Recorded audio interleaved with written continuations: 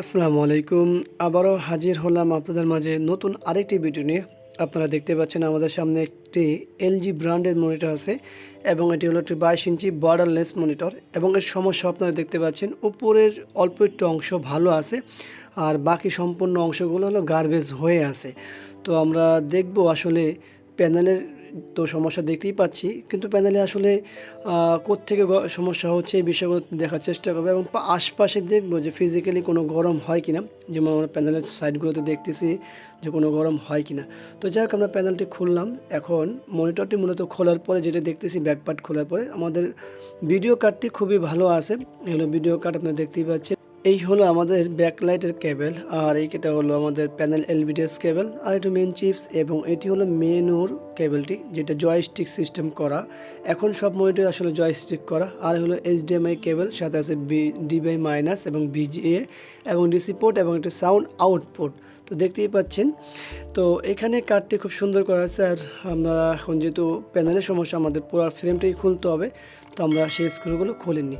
তো আমরা স্ক্রু খুলে ফেলছি এবং আমরা দেখতে পাচ্ছি এখানে একটি ডিসি টু ডিসি আইসি আছে, এইখানে একটি ভিডিও আইসি আছে, যদিও আমরা দেখতে পাচ্ছি না কারণ টিনটি খুললে পরে দেখা যাবে।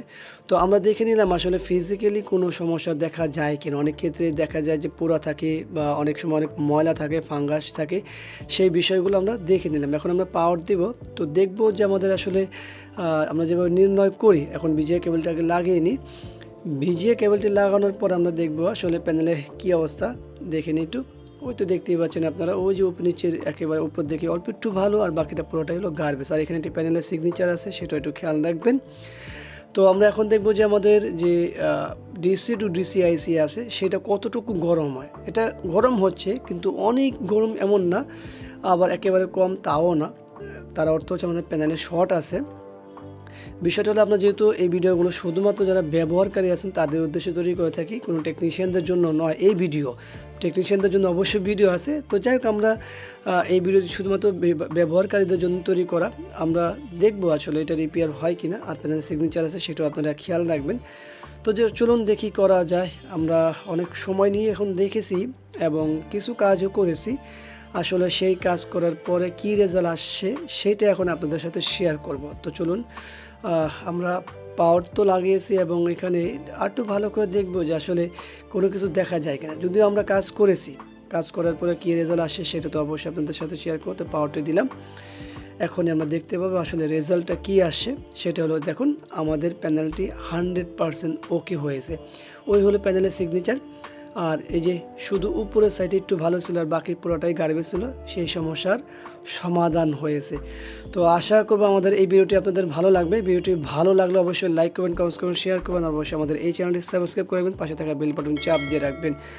আর যারা নাকি পেজ থেকে দেখছেন তারা অবশ্যই আমাদের এই পেজটি ফলো দিয়ে রাখবেন। হয়তো এই ভিডিওতে আমরা সম্পূর্ণ কাজ দেখাইনি, কিন্তু অনেক ভিডিও আছে টেকনিশিয়ানদের জন্য, যে কোনো মানুষদের জন্য। সেই ভিডিওগুলো অবশ্যই দেখতে পাবেন এবং কাজ শিখতে পারবেন। গতকালকে একটি ভিডিও পাবলিশ হয়েছে, সেটা হলো স্যামসাং মনিটরের পাওয়ার নিয়ে, ইনভার্টার নিয়ে। সেটাও আমরা সম্পূর্ণ দেখিয়েছি। অনেক ভিডিও আছে আমাদের সম্পূর্ণ, কিছু কিছু ভিডিও আমরা সম্পূর্ণ করি না, সেটা শুধুমাত্র ব্যবহারকারীদের জন্যই তৈরি করে থাকি। তো সবাইকে ধন্যবাদ। আবারও দেখাবো অন্য কোনো বিষয় নিয়ে। আজকে আমাদের এখানে বিদায়। আল্লাহ হাফিজ। আসসালামু আলাইকুম ওয়া রাহমাতুল্লাহ।